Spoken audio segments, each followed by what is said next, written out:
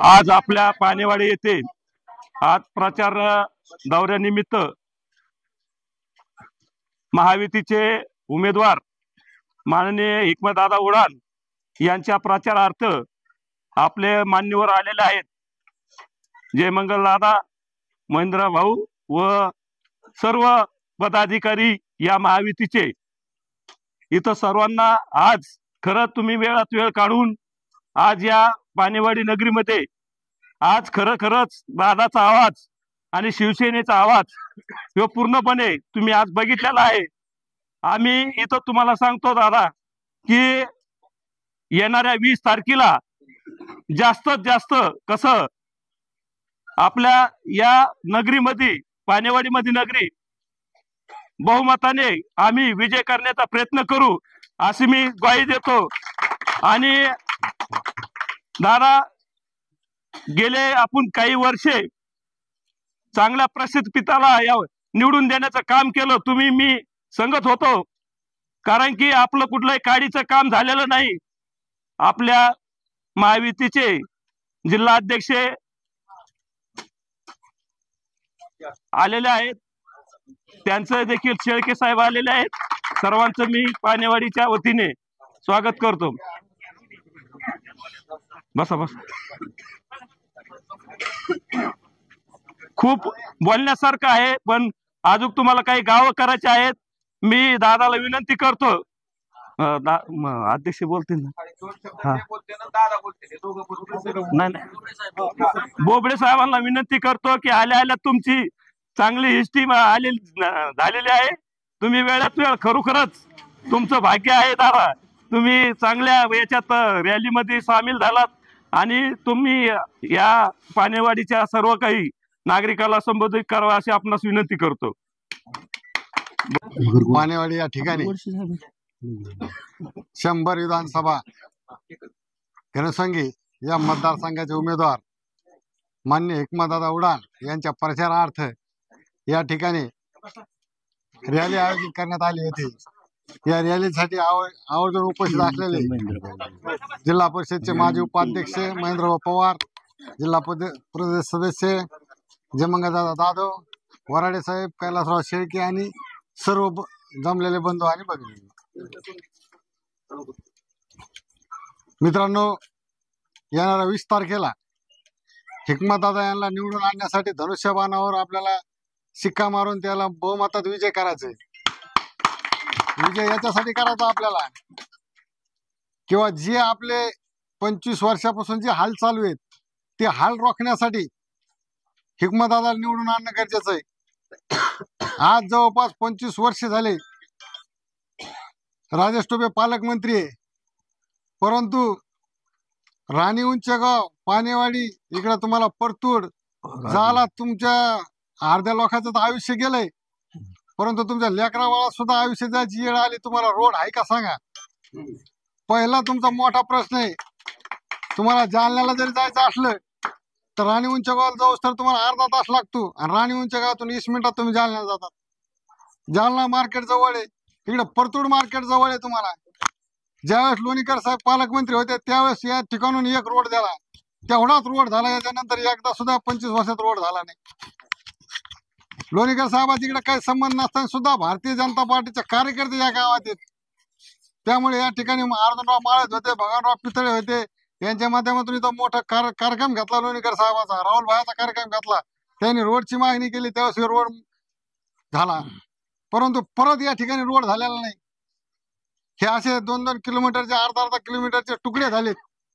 ह्या तुकड्या सुद्धा मी त्या देशमुखला बोललो, तुमच्या गुत्तेदाराला, पण तुमच्या गावातले लोक बोलत नाहीत। अरे तुम्ही त्याच्याकडून रोड चांगला करून घ्यायला पाहिजे। हे सगळे राजेश टोपेचे पाळलेले पिल्लू आहेत। आम्ही तुम्हाला म्हणत होतो रोड आणा, ज्यावेळेस मी त्या देशमुखला बोललो म्हणून तर सिमेंट रोड चांगला झाला नाही, तर तो सुद्धा होत नव्हता। म्हणजे असे अनेक प्रश्न तुमचे आहेत, मग कुठपर्यंत तुम्ही त्याला लीड देणार? आमचं म्हणणं आहे पूर्ण काम ज्यावेळेस आपला चांगला माणूस करणारा हिकमतदादा एकवचनी माणूस आहे। अरे तुमच्याकडे तर ऊसाचा प्रश्न नाही, तुम्हाला ऊसाच्या दबावाखाली यायचं काम नाही, कारण तुमच्याकडे टिपरू हातात आहे, तुम्हाला ऊसाचं भेवत नाही काही। जरी कोणाकडे ऊस असला तरी ऊसाच्या बाबतीत घाबरायचं काम नाही। दादा 9 लाख टनिक कारखाना आपल्याकडे चालू होणार आहे. आता 3 लाख तर झालाच चालू द्यायचा. त्यामुळे ऊसाचा सुद्धा तुमचा प्रश्न मोठा आहे. तुमच्या माहिती सांगतो, जोपर्यंत तुम्ही राजेश टोपेला बदलीत नाहीत तोपर्यंत तुमच्या गावाचे हाल होणार. तुमच्या गावासाठी आपण ज्यावेळेस तुम्हाला कामाची गरज होती त्यावेळेस आपण पालकमंत्री बबनराव लोणीकर असतील त्यांच्या माध्यमातून रोजगार हमीच्या माध्यमातून तुमच्या इथं आपण हजारो लोकांना रोजगार दिले. त्या ठिकाणी बराचसे कामं चालू केले. दुष्काळ असताना भरपूर लोकांना रोजगार या ठिकाणी आपण उपलब्ध करून दिले. त्या लोकांना पैसे सुद्धा काढून दिले. त्याला सुद्धा राजेश टोपेचा विरोध होता. त्याचा विरोध म्हणून आपण या पाणेवाडीमध्ये काम चालू केलं. तुमच्या रोजगार सेवकाला विचारा. अशा अनेक प्रकारचे काम आपण करतो. भारतीय जनता शिवसेनेच्या माध्यमातून हे काम होते. लाडकी बहिणीला 7,500 हजार रुपये आपल्याला या सरकार आल्यामुळे आले. शेतकऱ्याचा पीक विमा 1 रुपयामध्ये शेतकऱ्याला पीक विमा आहे. आजपर्यंत या दळभद्री सरकारने कधी तुमचा पीक विमा भरला का? हे फक्त शिवसेना भाजपचं सरकारच एक धाडस करू जाणे. 1 रुपयामध्ये पीक विमा आहे. लाखो रुपये लोकांना विम्याचे भेटले. मोसंबीच्या बागाचे भेटले. 72,000 रुपये लोक आपल्याला हेक्टरी मोसंबीचा विमा भेटला. शेतकऱ्याला वीज मोफत केली. शेतातल्याला 1 रुपयाची विजेचं बिल भरायची गरज आज या ठिकाणी राहिलेली नाही. शेतकऱ्याला प्रत्येकाला मागायला त्याला सौर ऊर्जा दिली. सौर ऊर्जेच्या माध्यमातून लोकांना जे रात्रीला दारे धरायला जायचं होतं ते जायचं काम पडलं नाही. अशा अनेक प्रकारचे काम आहे भारतीय जनता पार्टी शिवसेनेच्या माध्यमातून झाली. महायुतीचं सरकार आल्यामुळे शेतकऱ्याचे खूप प्रश्न मार्गी लागलेत. परंतु हे लोक निगेटिव्ह करतात. सोयाबीनला भाव नाही, याला भाव नाही. हे तुम्ही काही मनात घेऊ नका. कारण भाव जो आहे तो आपल्या नियमाने भेटात लागलेला आहे. परंतु हे सगळं यायला फक्त सांगायचं, यायला द्यायचं काहीच नाही. आता लाडक्या बहिणीला यामध्ये आम्ही 3,000 देऊ. तुम्ही येणारच नाही तर देणार कुठून? सोयाबीनला 60,000 रुपये भाव देऊ म्हणतात, देणार कुठून? येणारच नाहीत ना ते. म्हणजे असे अनेक प्रश्न आहेत. परंतु शेतकऱ्याच्या हिताचं जे सरकार आहे फक्त हे महायुतीचं सरकार आहे. एखादा महायुतीला निवडून द्या एवढीच या ठिकाणी विनंती करतो. येणाऱ्या 20 तारखेला धनुष्यबाणावर ठसा मारून सनी बहुमतात धनुष्यबाण निवडून आला पाहिजे एवढीच तुम्हाला सर्वांना विनंती करतो. कारण की बोलण्यासारखं खूप आहे परंतु आता आपल्याला वेळ कमी आहे. कारण की पुढं समोर जायचंय त्याच्यामुळे थांबतो. जय हिंद, जय महाराष्ट्र. विधानसभा निवडणूक 2024च्या तुमचे आणि माझे आवडते उमेदवार, लोकप्रिय उमेदवार आदरणीय हिकमतदादा ओढान यांच्या प्रचारासाठी आपण पाणेवाडीतील सर्व तरुण युवकांनी या ठिकाणी प्रचार रॅलीचं आयोजन केलं आणि या निमित्ताने या ठिकाणी कोपरा बैठक आपण या ठिकाणी संपन्न करत आहोत. या बैठकीसाठी उपस्थित असलेले जिल्हा परिषदेचे माजी उपाध्यक्ष महेंद्र भाऊ पवार, किसान सेलचे जिल्हाध्यक्ष आमचे मित्र अंकुशरावजी बोबडे, या भागाचे नेते पुढारी शेळके साहेब, कैलाजी शेळके साहेब, व्यासपीठावर उपस्थित असलेले आमचे मित्र दत्ताजी बेदरे, माझ्यासोबत असलेले भास्करराव वराडे, दिगंबर ढेरे आणि अशोक वाजे, आपल्या या गावातील प्रतिष्ठित डॉक्टर गोडसे साहेब, विष्णूजी जाधव, सखारामजी रणपिसे, भरत शिंदे, भगवानजी पिंगळे, भागवत मोहिते, श्री उमरे, अर्जुनराव माळोदे, तिडके साहेब आणि नितीनजी उमरे, उपस्थित सर्वच शिवसेना, भारतीय जनता पक्ष आणि राष्ट्रवादी काँग्रेस पक्षावरती प्रेम करणारे कार्यकर्ते, डॉक्टर हिकमतदादा उढान यांच्यावर प्रेम करणारे आपण सर्व कार्यकर्ते मित्र हो, निवडणूक शेवटच्या टप्प्यात आहे. मागच्या वर्षी आम्ही जरी त्या पक्षामध्ये असलो तरी सुद्धा लोकभावना ही होती की लोकभावना ही परिवर्तनाच्या बाजूने होती आणि तुम्ही फार मोठ्या प्रमाणामध्ये मताधिक्य आदरणीय डॉक्टर हिकमतदादा उढान यांना मिळालं. दुर्दैवाने म्हणा तुमची उडी त्यावेळेच्या कार्यकर्त्यांची ही थोडीशी कमी पडली आणि थोडक्यात आपला पराभव झाला. परिणाम ह्यावेळेस असा झाला की तुमचे कष्ट, वंचित, कामगार, पीडित सर्व शेतकरी मंडळी ही त्वेषाने या ठिकाणी पेटून उठली आणि बळेगाव पासून तर शेवग्यापर्यंत आम्ही वेगवेगळ्या प्रचार सभेमध्ये गेलो गावामधला जो युवक आहे हा प्रचंड पेटून उठलेला आहे आणि त्याच्या मनामध्ये जर आग कशाची असेल तर ती म्हणजे ती फक्त आणि फक्त परिवर्तनाची आग आहे. की काय वाटेल जे झालं ते झालं तरी काही हरकत नाही, परंतु कोणत्याही परिस्थितीमध्ये या वेळेस डॉक्टर हिकमत दादा उडान यांना कोणत्याही परिस्थितीमध्ये विधानसभेमध्ये पाठवायचं हा संकल्प आणि आग्रह सगळ्यांनी या ठिकाणी केलेला आहे. आणि त्याच्यामुळंच पलीकडचा 25 वर्ष मंत्री आमदार असणारा माणूस ज्यावेळेस एखाद्या गावामध्ये जातो, परिस्थिती काय होती त्या गावाला शोककळा येते. गावामध्ये माणूस दिसत नाही, कुत्र पण दिसत नाही. त्यामुळं परिस्थिती अत्यंत वाईट आहे. पलीकडे रान्नीमध्ये 4 दिवसापूर्वी आमदार महोदय गेले होते. आमदार पुढं पळत आहे आणि लोक मागं पळत. आमदार पुढं लोक माग, आमदार पुढं लोक माग. बराच लांब गेल्यानंतर पटकन गाडीत बसले, गार्ड आले आणि असे जे सगळे मोबाईल चालू असणारे युवक होते, त्यांचे जे चमचे होते मागं पुढे फिरणारे, त्यांनी त्यांना पकडलं आणि त्यांना सांगितलं की काय पैसे घ्यायचे तर घ्या, काय करायचं तर करा, पण तुम्ही काढलेला व्हिडिओ मात्र आम्हाला परत द्या. आणि दुर्दैवाने तो व्हिडिओ तुमच्या सगळ्यांपर्यंत आला नाही. पण काही जरी केलं तर सत्य तुम्ही अधिक काळ दाबू शकत नाही. बरोबर आहे की नाही? 1-2 वर्षापूर्वी ऊसाची गर्दी झाली आणि एकच आवाज सगळ्या सोशल मीडियावर होत होता की नव्हता? आणि तो आवाज कोणाचा होता? तुमच्या गावातला होता. काय आवाज होता? कडकड कडकड कडकड कडकड होता की नव्हता? हा. आणि ज्याचा आवाज येत होता त्यांनी काय केलं? 2, 3, 4 दिवस थोडं जरा बंड केलं. 4थ्या दिवशी मात्र है ना, तू माझ्या काळजातला, तू माझ्या घरातला, आपले 3 पिढ्याचे संबंध. बरोबर आहे की नाही? आणि आता या मतदारसंघातल्या काही लोकांचा अडचण जर काय असेल तर तुमच्यावर जर अन्याय केला, तुमच्यावर जर अन्याय झाला तर तुम्हाला राग येत नाही. राग येतो का? तुम्ही निराश झालात, नाराज झालात, तुम्हाला राग आला, वाटलं की मागच्या 20 वर्षापासून ज्या माणसाचे बुट चपला आम्ही उचलतो तो माणूस मी कष्टाने पिकवलेला ऊस सुद्धा घेऊन जात नाही आणि आपण कशाला या माणसासोबत राहायचं. तुम्हाला राग आला, तुम्ही जाऊन ज्या ऊसाला रक्ताचं पाणी करून तुम्ही ऊस जगवला, त्या ऊसाला तुम्ही उभी काडी लावली का नाही? परिणाम काय झाला?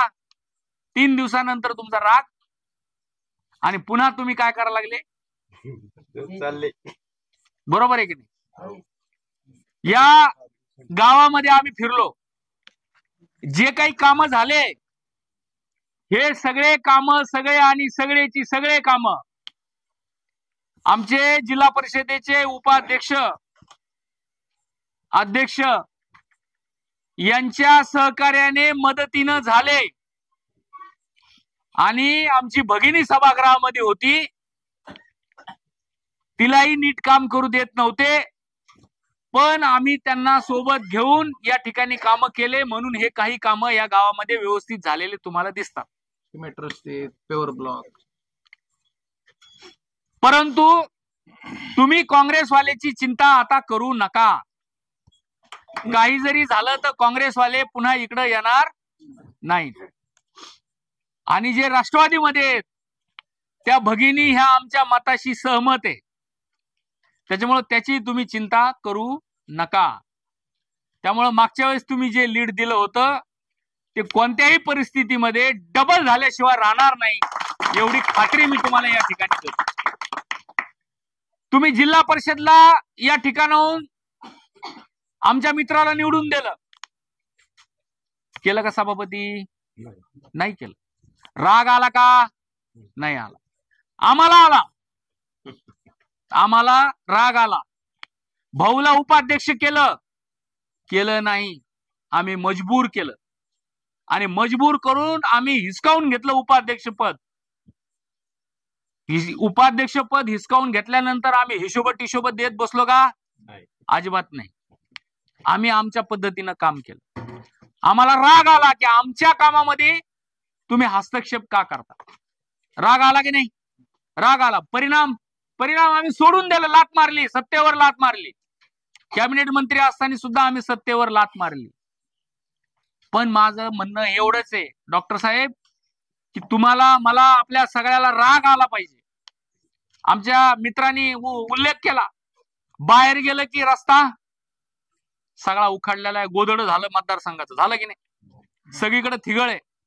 सबंध रस्ता एखादा दाखवा 25 वर्षामध्ये झालेला आणि बक्षीस घ्या, अशी परिस्थिती आपल्या विधानसभा मतदारसंघाची झालेली. म्हणून ही परिस्थिती जर आपल्याला बदलायची असेल तर तुम्हाला आणि मला राग आला पाहिजे, युवकांना राग आला पाहिजे. आणि जोपर्यंत तुम्हाला आणि मला राग येत नाही, तुम्हाला आणि मला वाटत नाही, आतून आग आपल्या मनामध्ये पेटत नाही की काही जरी झालं तर ही परिस्थिती कोणत्याही परिस्थितीमध्ये आपल्याला बदलायची आणि बदलायची.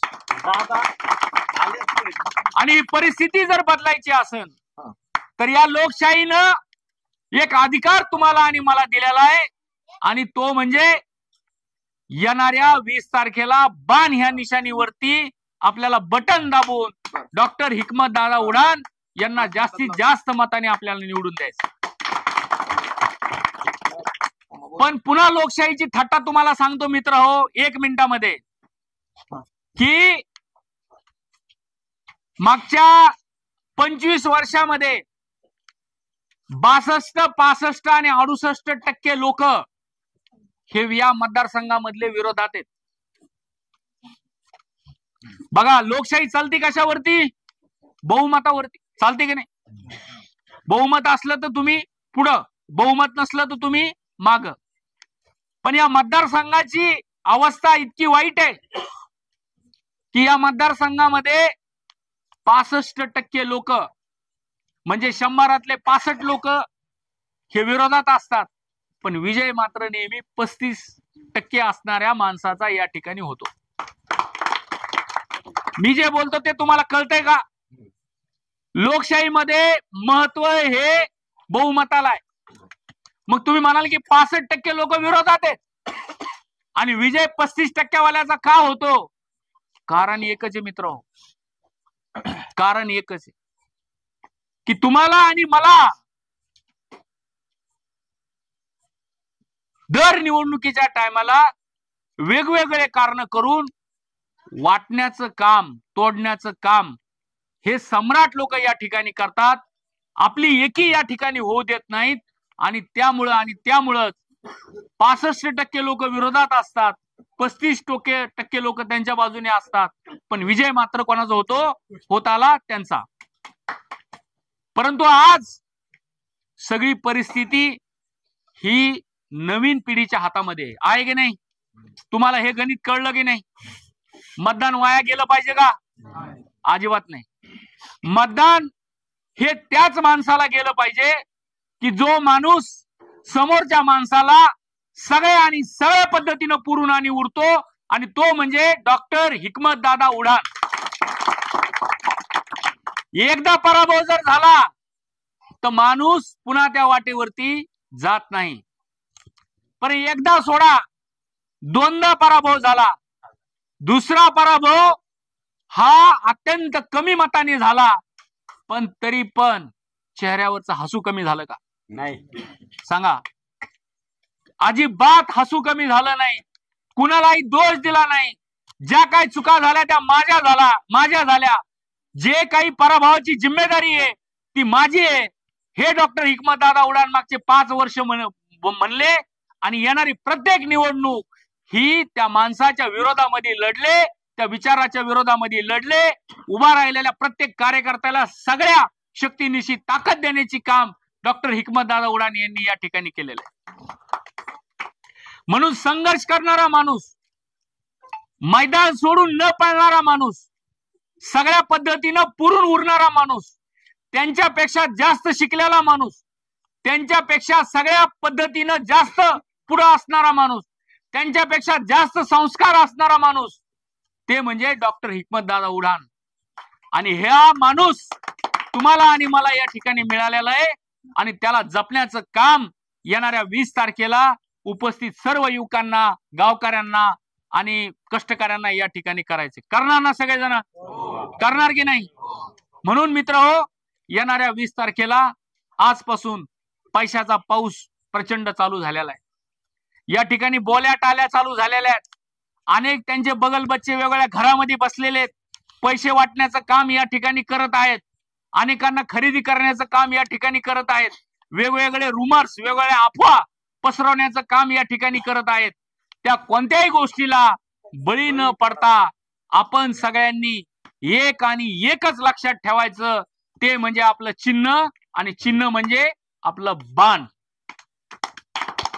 येणाऱ्या 20 तारखेला बाण ह्या निशाणीवरती प्रचंड बहुमताने आपल्याला बटन दाबायचंय आणि डॉक्टर हिकमतदादा उढाण यांना प्रचंड मताने विजयी करून विधानसभेमध्ये तुमचे आणि माझे प्रश्न सोडण्यासाठी या ठिकाणी पाठवायचं.